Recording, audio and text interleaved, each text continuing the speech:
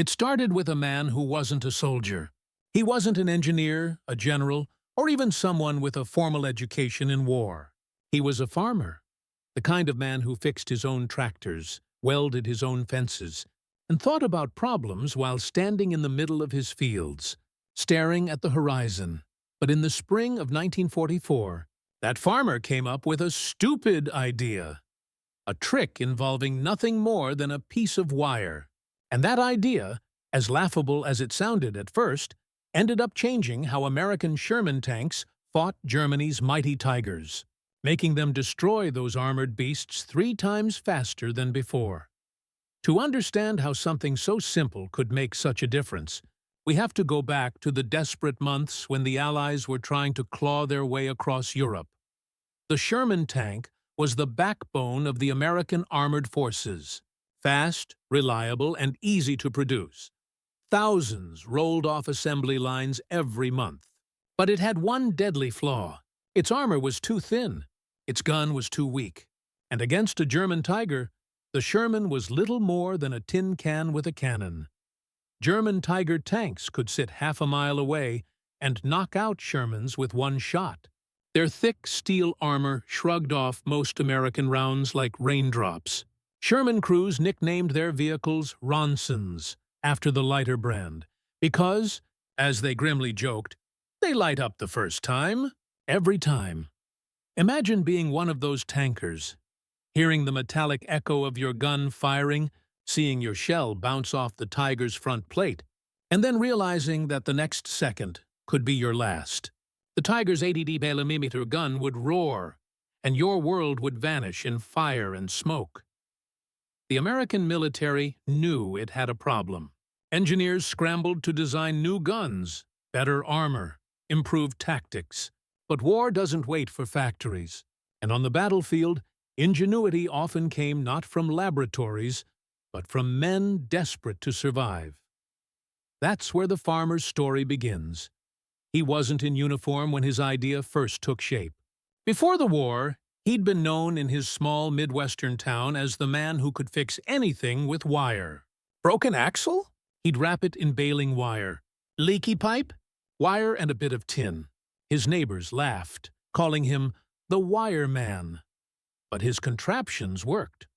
When war came, he was drafted and assigned to the maintenance corps attached to a Sherman battalion. His job wasn't glorious, patching holes, replacing track links, keeping the tanks running after every fight. But what he saw on those battlefields would haunt him. After every clash with the Germans, Shermans came back burned, shattered, and broken. He'd climb inside the charred wrecks, still smelling of smoke and cordite, and study what went wrong. One thing kept standing out. The gunners could rarely hit the weak spots on a Tiger fast enough. They had to guess the range, aim, adjust, fire again. And by then, the Tiger had already fired back. He started thinking about why. The Shermans had decent guns. The problem was hitting the exact weak points. The lower front plate, the turret ring, the side armor, before the Tiger moved or turned. Even with new rangefinders and spotters, it took precious seconds. One night, sitting by his tent under the rain, he started twisting a piece of wire in his hands. He remembered how, back on his farm, he'd used a simple wire trick to aim his homemade irrigation sprayer. A bent wire that lined up perfectly with the water stream when he wanted to hit a far-off corner of the field. The idea was simple, a visual cue, a quick alignment that told him exactly where his shot would land, without needing to measure, calculate, or adjust. And that's when the thought hit him. What if a tank gunner could do the same thing? What if, instead of fiddling with range dials and periscopes, he could use a simple piece of wire as a sighting aid? A fast, instinctive visual tool to line up a shot, even on the move. The farmer took a piece of baling wire, bent it into shape, and mounted it just outside the gunner's periscope. He created a kind of field sight, a crude, makeshift frame that gave the gunner a visual alignment of the gun barrel to a target's silhouette. He tried it out during training, and the difference was immediate. The gunner could snap onto a target almost instantly. Instead of waiting several seconds to adjust, they fired accurately on the first try. And in tank warfare, seconds meant survival. But at first, the officers dismissed it. They called it that stupid wire trick. They didn't believe a piece of wire could make a difference in a war of steel and fire until they saw the results. In one training exercise, a Sherman equipped with the wire sight scored 3 direct hits on a moving target before the control tank even fired its second shot. Word began to spread. Crews started copying the setup. Soon, the stupid wire trick was appearing on tanks across the unit. It wasn't an official upgrade. It wasn't in any manual. It was just something the soldiers quietly added. A farmer's fix for a deadly problem. And within months, those modified Shermans were fighting differently. They were faster, more accurate, and more confident in battle. When they faced Tigers again, everything changed. The transformation on the battlefield was subtle at first, but deadly effective. Reports began coming in from the front lines. Sherman crews that had adopted the wire sight were suddenly punching holes in Tigers from distances that once seemed impossible. Tank commanders, who used to order retreats when a Tiger appeared on the ridge, were now holding their ground and firing first.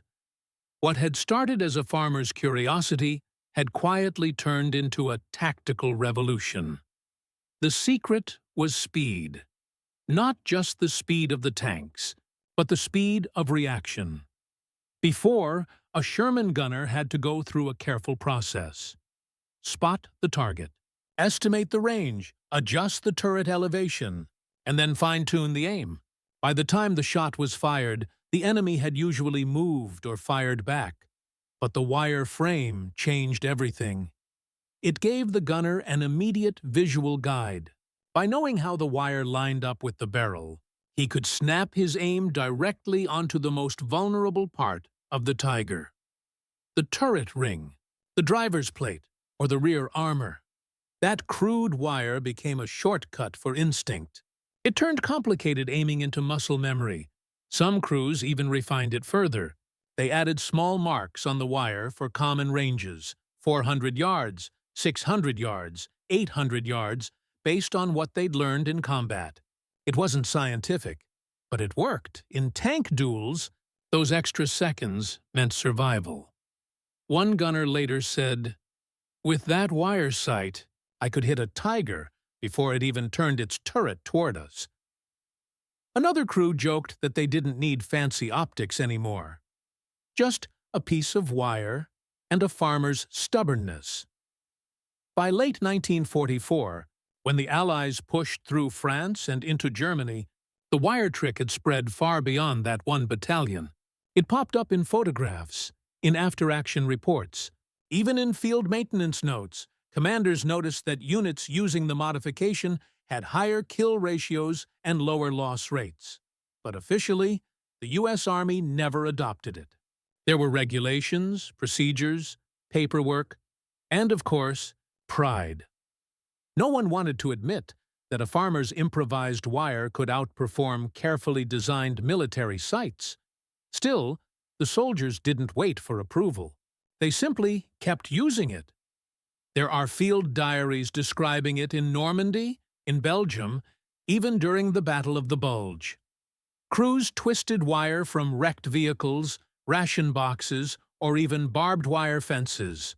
Anything that could form a steady aiming frame became part of their tanks.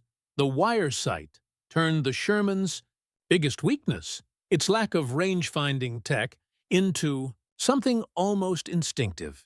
It didn't make the armor thicker, but it made the crew smarter. They no longer needed to hesitate or calculate. They fired first, and often that was all that mattered. The results began to show in the statistics. In early encounters, it had taken an average of 3 to 5 Sherman tanks to bring down a single Tiger.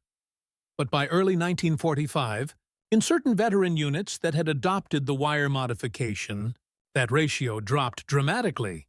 Some after-action logs noted Shermans knocking out Tigers within the first or second engagement shot. Societal, something unheard of a year. Earlier, historians later analyzed these reports and found that the trick didn't just improve accuracy, it boosted crew, morale. Tankers began trusting their machines again.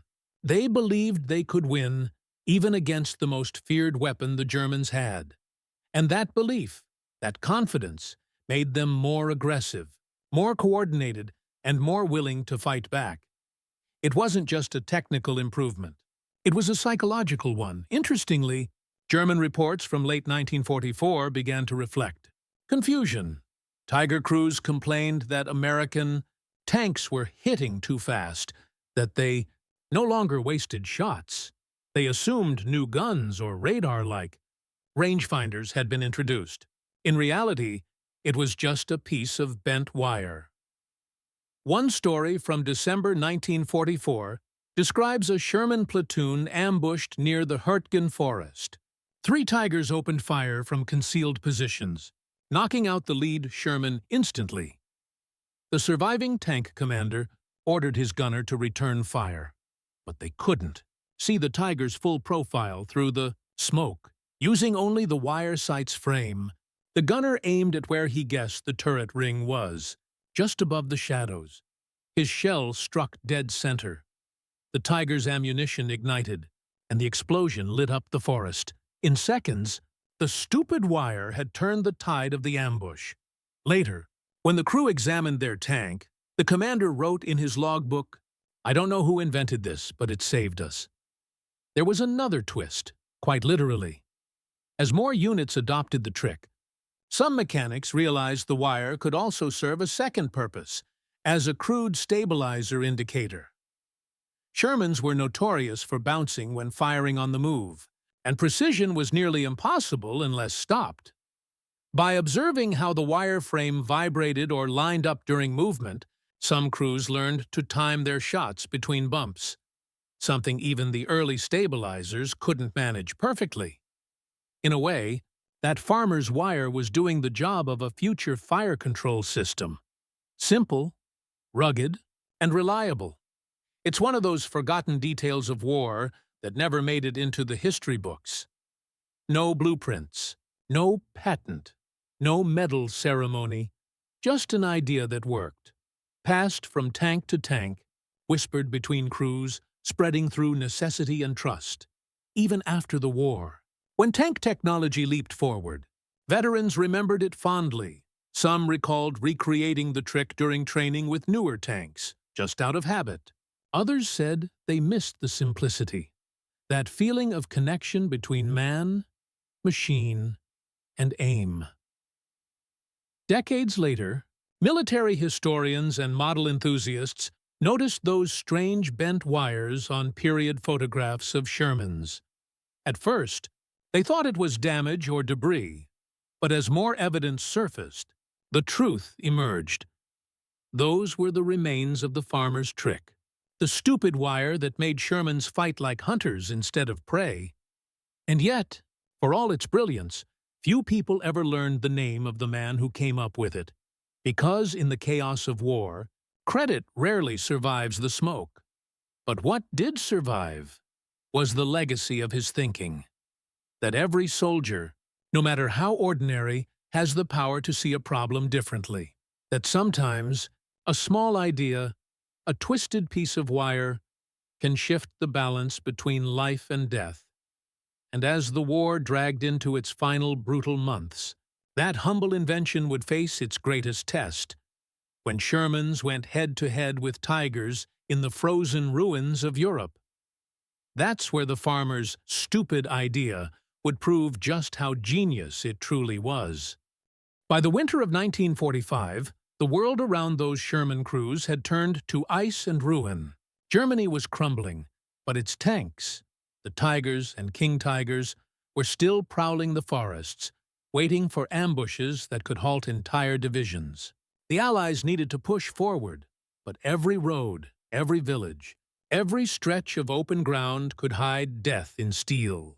For the men inside the Shermans, it was a test of endurance, a mix of courage, luck, and pure instinct. And that's when the farmer's invention would make its final mark. The story goes that one freezing morning, outside a shattered village near the Rhine, a small American armored unit stumbled upon 3 Tiger tanks concealed behind a line of ruined buildings. The fog was thick. The snow muted every sound, and visibility was almost zero. The first Tiger fired, and the lead Sherman vanished in a burst of flame. The rest of the platoon scattered for cover, engines roaring, treads slipping on frozen mud.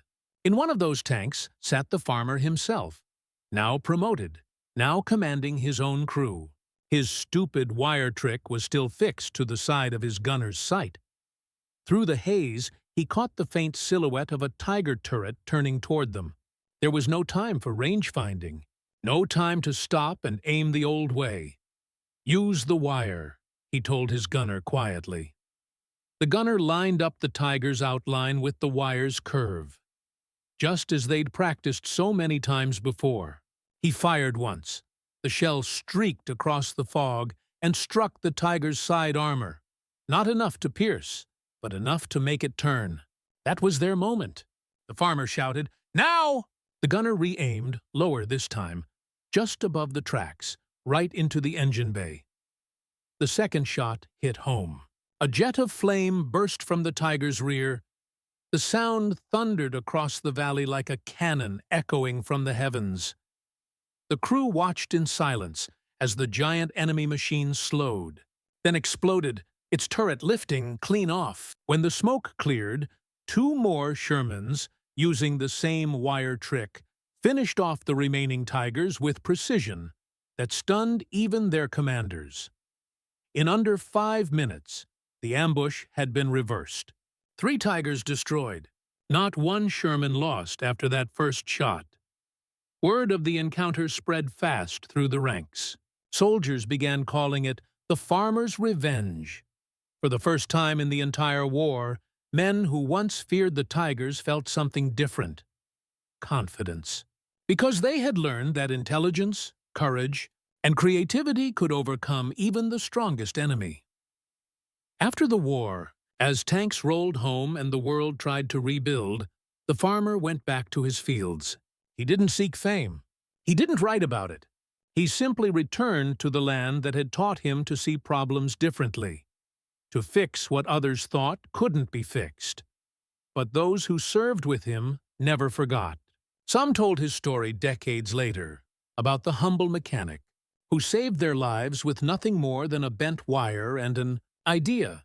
Historians later compared his invention to the earliest forms of intuitive fire control, something modern tanks now rely on through complex sensors and digital targeting. What he did with a wire, others would one day do with computers. But his thinking, the principle behind it, was the same: speed, simplicity, precision. That's the beauty of innovation born from desperation. It's not about perfection. It's about survival. The farmer didn't reinvent the Sherman. He simply helped its crew make it faster, sharper, deadlier, human. And as years passed, photos from the war resurfaced. Faded black and white images of tanks rolling through mud, smoke trailing across the horizon. In the corners of some of those pictures, barely visible, you can still see it. A small piece of wire twisted above a gunner's sight. A silent witness to a man's belief that even the simplest idea could make a world of difference. In the grand history of World War II, we remember the big names, the generals, the designers, the leaders. But it's the small stories, the ones almost lost to time, that remind us how victory is truly built. One clever hand, one brave decision, one small act of defiance at a time. That farmer never received a medal, but maybe he didn't need one. His reward was something greater, knowing that somewhere, out there in the chaos of war, men came home because of a single thought he refused to dismiss as stupid. And maybe that's the real lesson of his story, that the line between genius and foolishness is often just a piece of wire, and the courage to believe it might work,